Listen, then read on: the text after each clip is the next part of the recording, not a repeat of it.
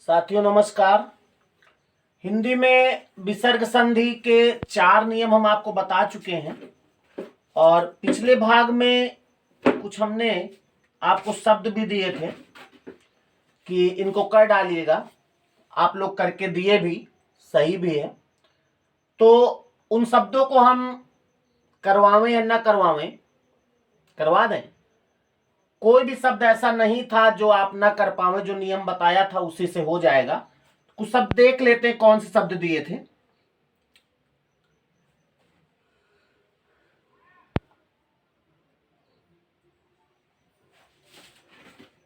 इसमें आ ही नहीं रहा है।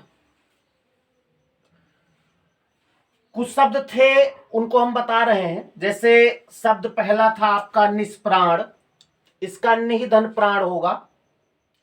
निष्कंटक था, निधन कंटक होगा। आविष्कार, आविधनकार होगा। और बहिष्कार था, इसका बहिधनकार होगा। केवल जो सा लगा है उसकी जगह विसर्ग लगा देना है बस। दुष्प्रकृति का दुहदन प्रकृति होगा। दुष्कर्म का करवाही दिए थे हम, दुहदन कर्म। निष्कलंक का निधन कलंक होगा। दुष्काल लिखा है, दुहदन काल होगा।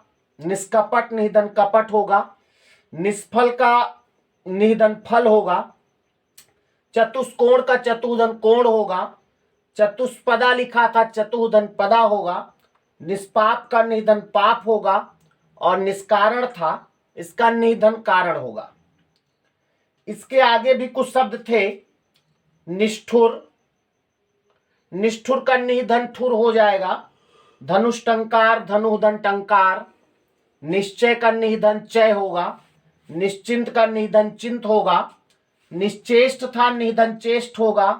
प्रायश्चित प्रायः चित होगा। निश्चल का निधन चल होगा। पुनश्चर्या पुनः धनचर्या होगा। हरिश्चंद्र लिखा था, बहुत इंपॉर्टेंट शब्द है ये, हरिधन चंद्र होगा। निश्चिंत निधन चिंत होगा, 2 बार ये शब्द हो गया था। निश्चय ये भी रिपीट हुआ है। दुश्चरित्र का दुधन चरित्र होगा। दुस्साहस था, दुधन साहस। निस्सार का निधन सार। निशब्द था, निधन शब्द होगा। और दुस्सील का दुधन शील होगा। तो इस तरह से 4 नियम थे, उनके हमने कुछ शब्द आपको बताए हैं। चलते हैं कुछ आगे नियम, और आज विसर्ग संधि हो सकता है हम समाप्त भी कर लें। तो अगला नियम बताने के लिए हमको वर्णमाला लिखना पड़ेगा। वर्णमाला जो है इसी में नियम होते हैं। जितने भी नियम हमने आपको बताए हैं वो इसी में थे।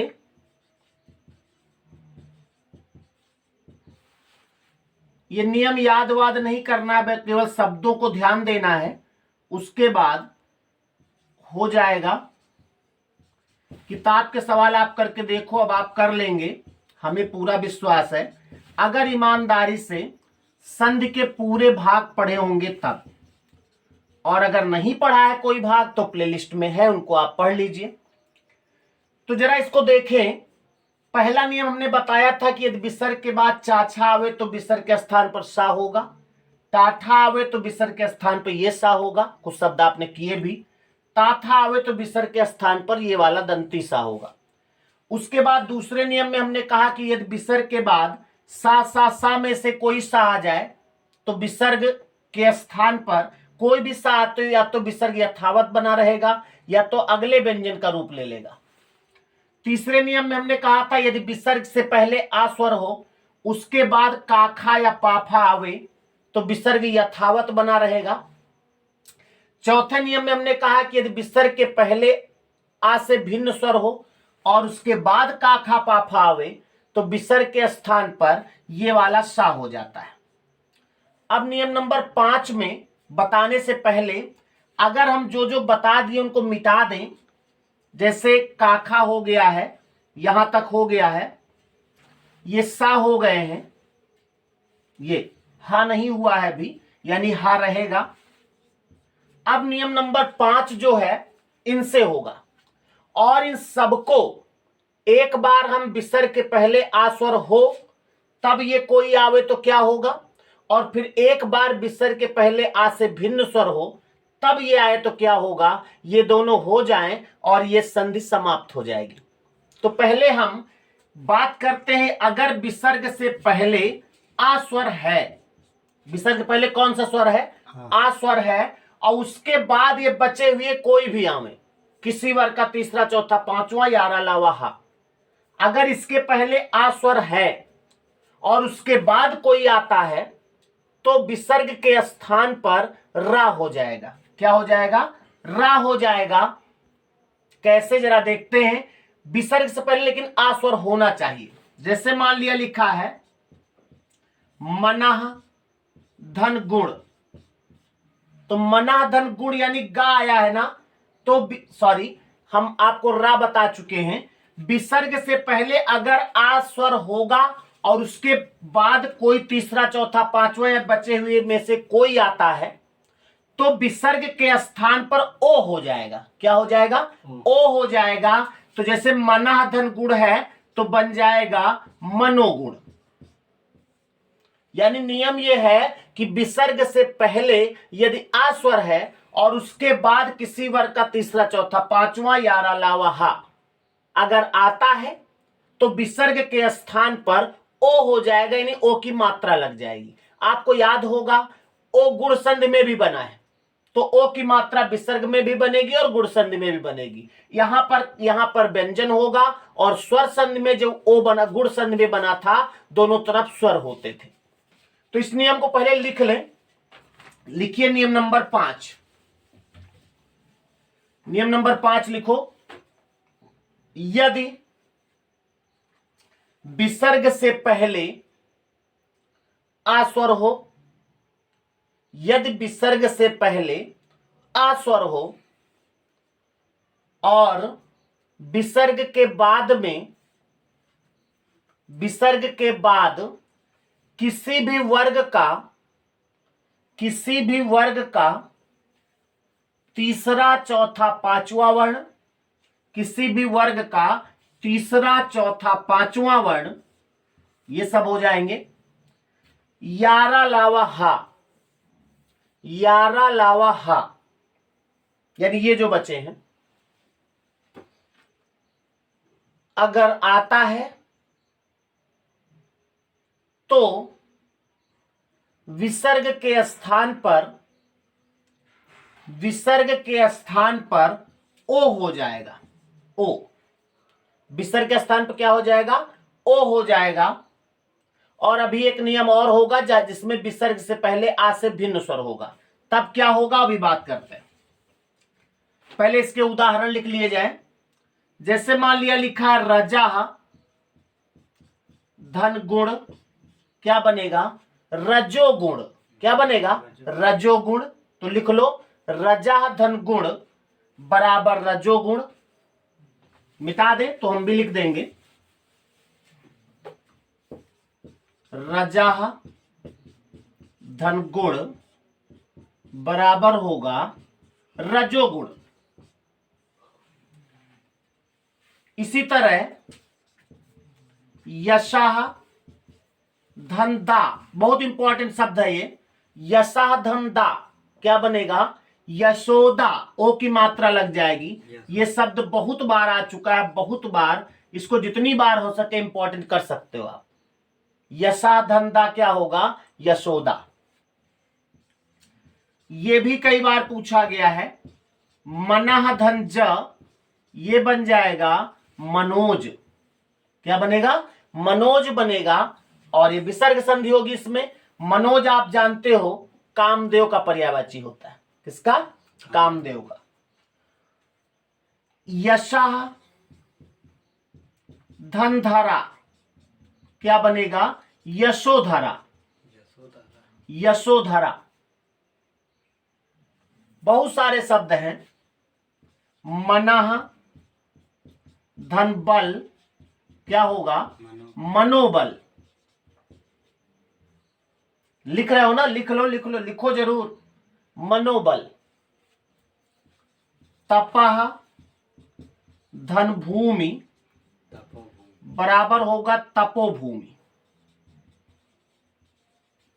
तपोभूमि होगा इसमें। इसको मिटा दें, फिर और कुछ शब्द लिखा देते जो मेन मेन है।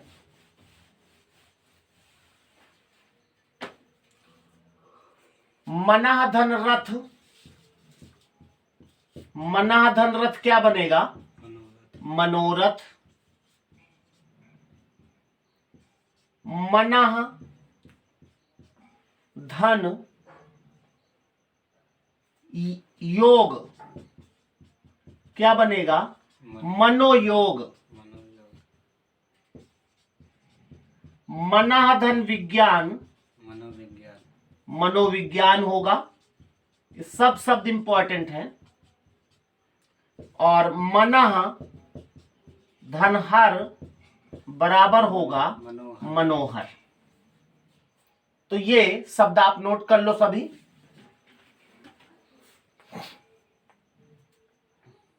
इसके बाद एक नियम और बताना है, फिर उसके बाद कुछ एकाध अपवादिक नियम बताने हैं, उसके बाद ये समाप्त हो जाएगा। नोट कर लिया होगा। तो अगला नियम लिखें, नियम नंबर 6। केवल नियम नंबर 5 और 6 में इतना चेंज है कि विसर्ग से पहले आ स्वर हो तो ओ बनेगा, और विसर्ग से पहले आ से भिन्न स्वर हो तो क्या बनेगा, अभी बात करते हैं। पहले नियम लिखो, हेडिंग डालो, नियम नंबर 6 लिखिए। इसमें यदि विसर्ग से पहले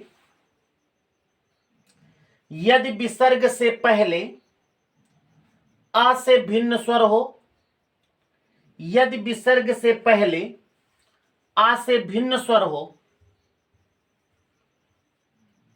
तथा बाद में किसी भी वर्ग का तीसरा, चौथा, पांचवा वर्ण, तीसरा, चौथा, पांचवा वर्ण, यारा लावा हा, या कोई स्वर, इसमें स्वर भी आ जाएगा, या कोई स्वर अगर आता है तो विसर्ग के स्थान पर रा हो जाता है। इतना बड़ा चेंज है। अगर लिख लो पहले, तो विसर्ग के स्थान पर रा हो जाता है।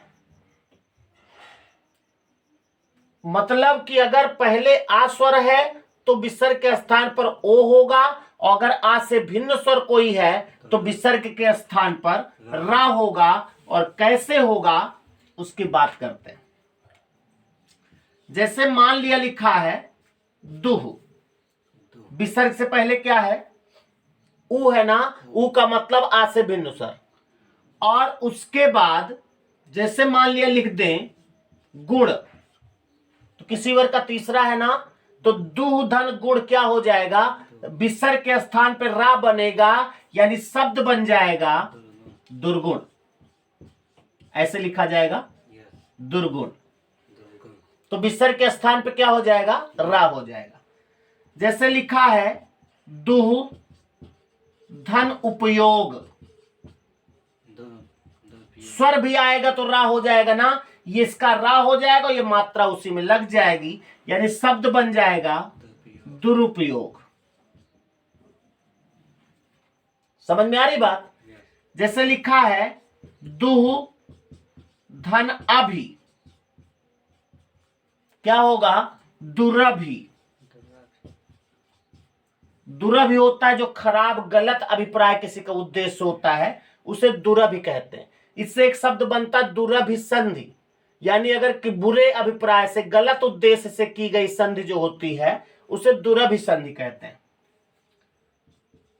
निहि धन अपराध क्या बनेगा? निरपराध। निरापराध कोई शब्द नहीं होता, शुद्ध शब्द निरपराध होता है।